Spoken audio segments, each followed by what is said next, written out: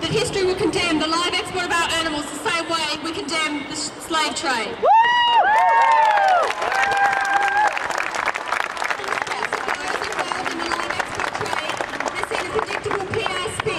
And a concern for animal welfare that has only been prompted by recent exposés.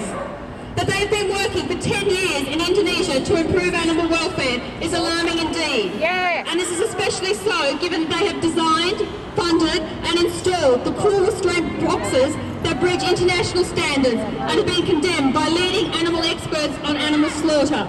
Reports freely available on the Meat and Livestock website show that animal welfare problems have gone back in Indonesia as far as the year 2000. And it shows an industry with a willingness to overlook standards in animal welfare in the pursuit of profits. That's right. That can't be trusted. Those involved in the industry have told us that we need to be patient, that we can't change hundreds of years of customs overnight, and that they know that there are practices that are poor, but it's something that you can't demand change from in a foreign country.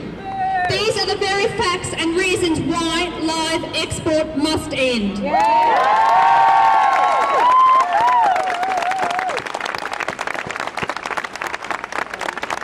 Once Australian animals leave our shores, destined for foreign countries with customs, cultures and climates different from ours, we cannot control what happens to them.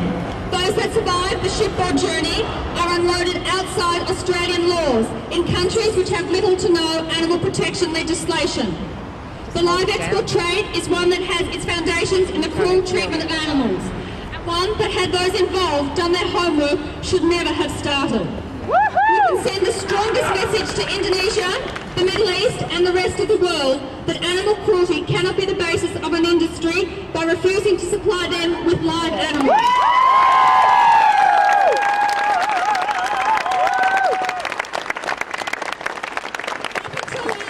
Up until now, those important countries can rightly think that such treatment is acceptable by our willingness to supply them with the animals.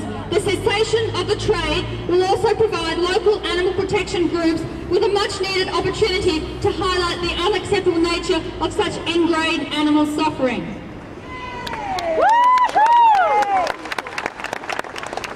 Our government's decision to suspend the trade is the only decision that they could have made in a situation that has riled every decent, caring individual. That's right. To do otherwise would have shamed Australia on the world's stage and made us a nation without a heart. Yep. But we must do more. Yes. We must not let Lem White's brave and stoic resolve to tell the story and convey those images of those innocent animals be in vain. And to do this, we need to speak up for Tommy and all his buddies. To speak so loud.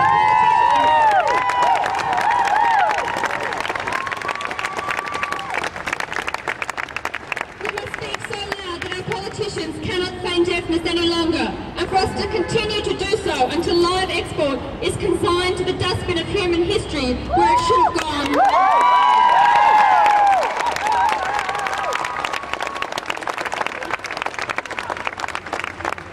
Even if you have already done so, please do so again. Tell Julia Gillard, Tokyo Ludwig, our Federal Minister for Agriculture, and tell your Federal Member of Parliament that live exports has no place in a compassionate and just society.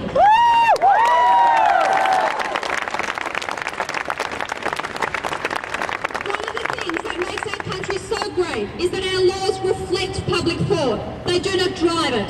So it is up to each and every one of us to let our elected representatives know how we feel. As William Wilberforce said, you may choose to look the other way, but you can never again say that you didn't know. That's right.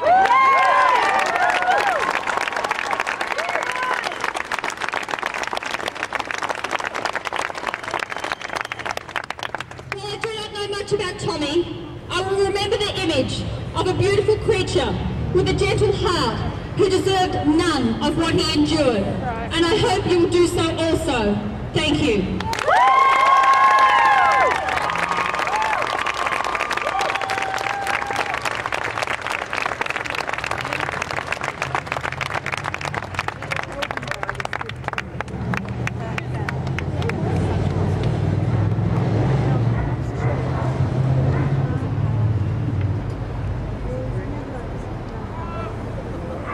Thanks for that, Pam, Kyle and Timmy. Now I'd like to call back Felicity Anderson, our chant leader, to rev us up again. Felicity Anderson! The torture ban live export now! Stop the ships and the torture ban live export now! Stop the ships and the torture ban live export now! Stop the ships and the torture ban live export now! Stop the ships and the torture ban live export now! Stop the ships and the torture ban live export now! Stop the ships and the torture ban live export now! Stop the ships and the torture ban live export now! What do we want, Melbourne? Ban live export! What do we want now? What do we want, Victoria? Ban live export! Now! Stop the ships and the torture ban live export now! Stop the ships and the torture ban live export now! Stop the ships and the torture ban live export now! Where do we want Victoria? Ban live export!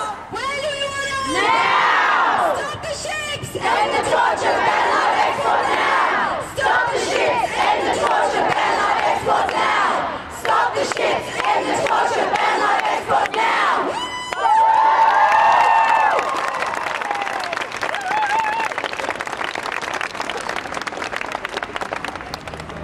Thanks for that, Felicity. Thank you so much. As you've heard by some of the speakers, the government somehow is scared of upsetting Indonesia. The government is saying that if we ban live exports, we'll hurt the farmers. Yet the same government is giving $300 million a year in aid to Indonesia. Is that fair? Next speaker I would like to introduce is Sheta Hamadi. Sheta is from the Barristers Animal Welfare Panel. Please welcome Sheta Hamadi.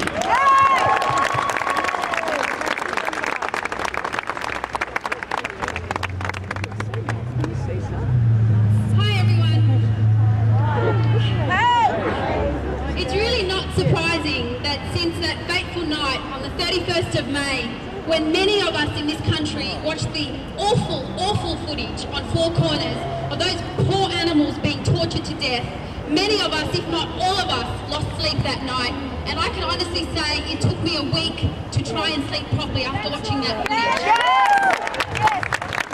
It is also not surprising at all that immediately the PR damage control wheel started spinning out of control for LifeCorp, Meat and Livestock Australia and the Australian government.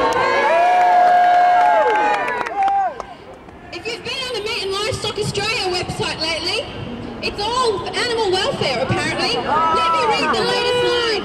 Give us a break! MLA has a team of experts, no less, God bless them, working with the Indonesian cattle importers to further improve welfare standards at the 25 best facilities in Indonesia. We're now hearing really fancy technical terms about standard operating procedures and improving infrastructure and developing a thorough chain traceability system. But see, here's the thing, we're not exporting tables and chairs. We're not broadband service, and we're sure as hell not trying to train up an international call centre.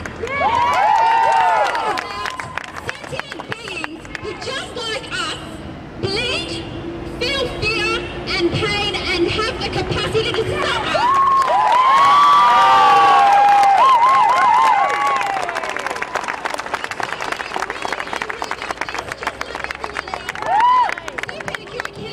This is not about being emotional versus being irrational. This is about being a true Australian.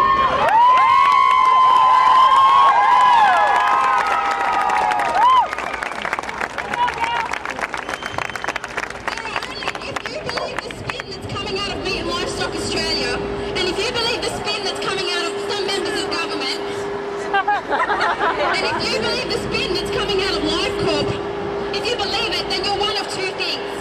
You're either really stupid, or you are profit-driven at the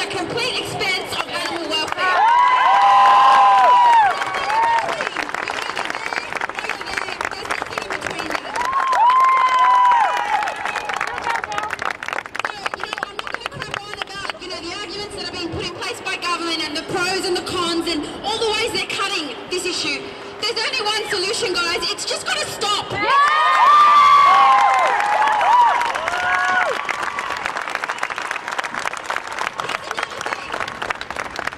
Slaughtering animals without first pre-stunning them is illegal in this country. It's illegal. It can't happen. If you do that on our shore, in our country, you will be prosecuted for animal cruelty. But somewhere along the lines, it became okay to look the other way, push these animals onto ships and send them over to a country that has no animal welfare standards, no protection and no enforceability. So how the hell are we going to sit back and listen to a government that says that they're going to roll out standard operating crop procedures to a country that doesn't have laws that they can enforce in terms of animal welfare? It's just not going to happen. We are culturally different. They don't care, we do. That's the difference.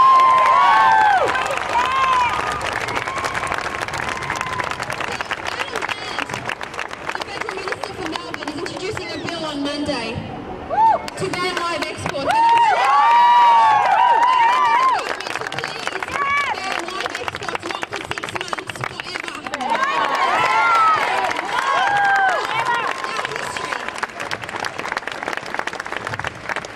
To quote Lord Wilberforce, but I think you get the gist. But honestly, this is on par with slavery. This is on par with the end of slavery. And Tuesday, the 31st of May, as hard as it was for all of us, needs to go down in the history books for centuries to come alongside slavery as the day that this country banned live export.